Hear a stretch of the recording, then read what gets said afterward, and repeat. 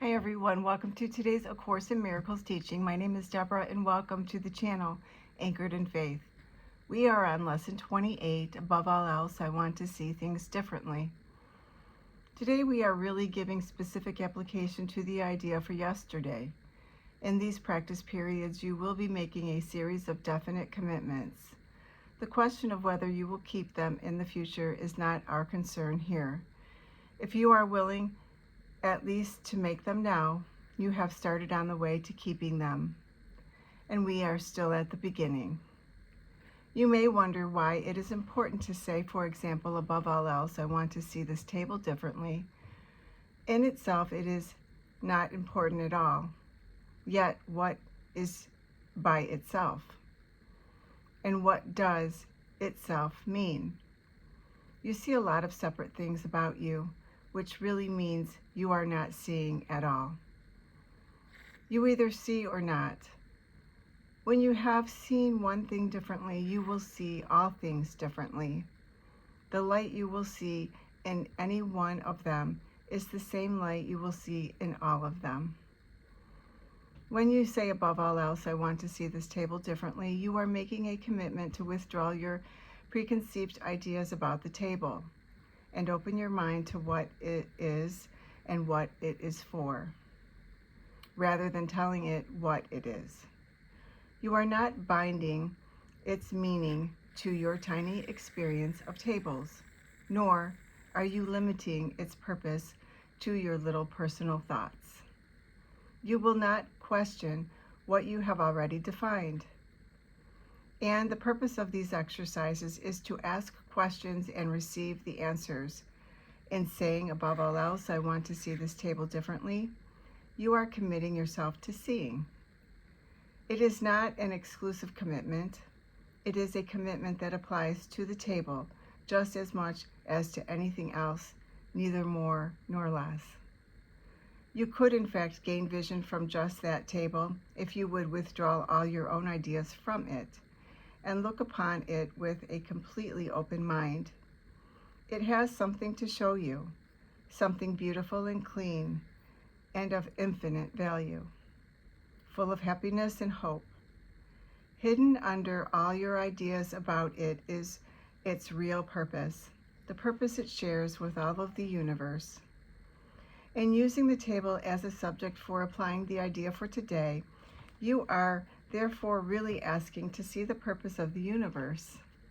You will be making these same requests of each subject that you use in the practice periods, and you are making a commitment to each of them to let its purpose be revealed to you, instead of placing your own judgment upon it.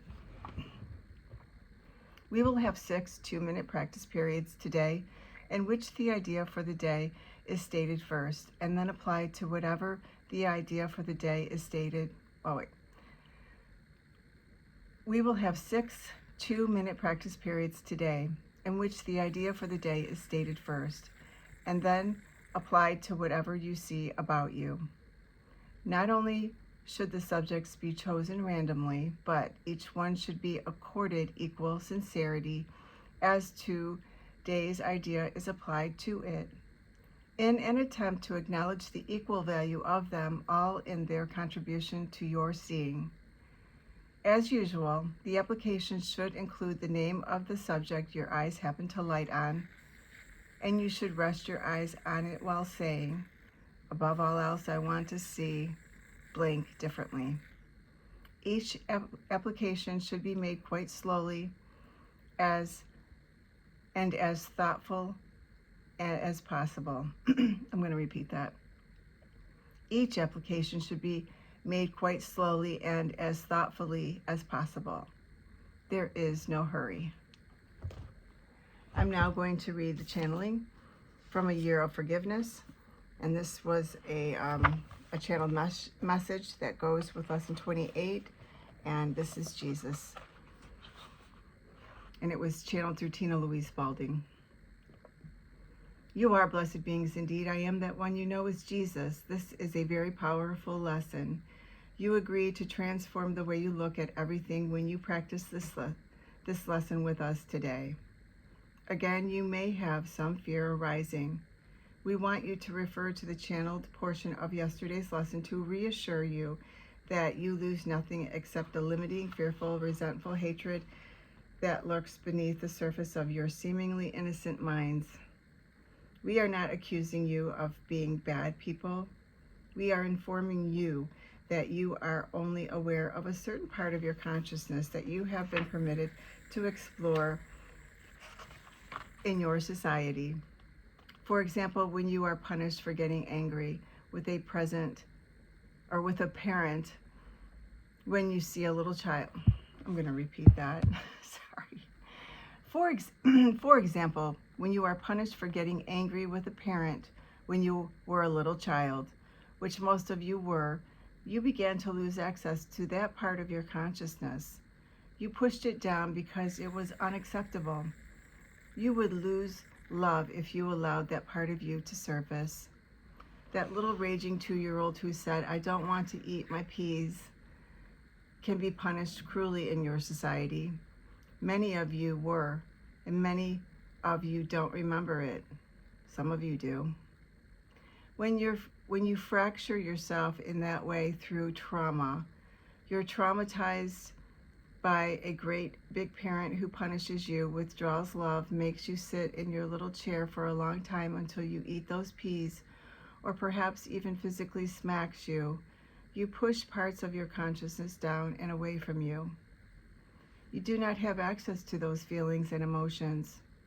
What happens as you do these lessons is we tap into some of those fears. We tap into some of those repressed and controlled parts of your consciousness because we love you.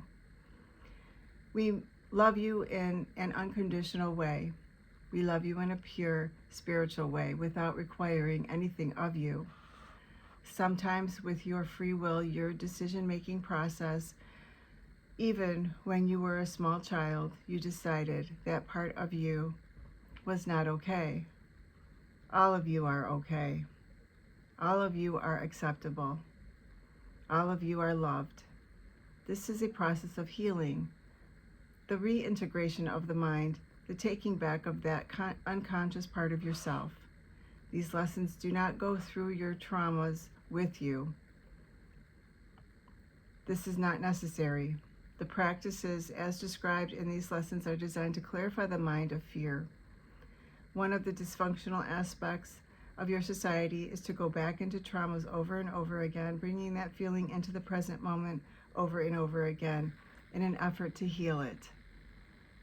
It is not in doing that you heal your mind. It is in relentlessly turning toward love that you heal your mind.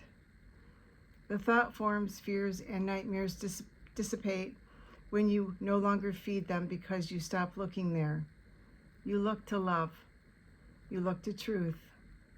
That is what will eventually fill your mind. That is what we do here. I am that one you know is Jesus, and we will see you again tomorrow. Thank you so much for being here. Please like, share, and subscribe, and I will see you again tomorrow for lesson 29. Have a beautiful day.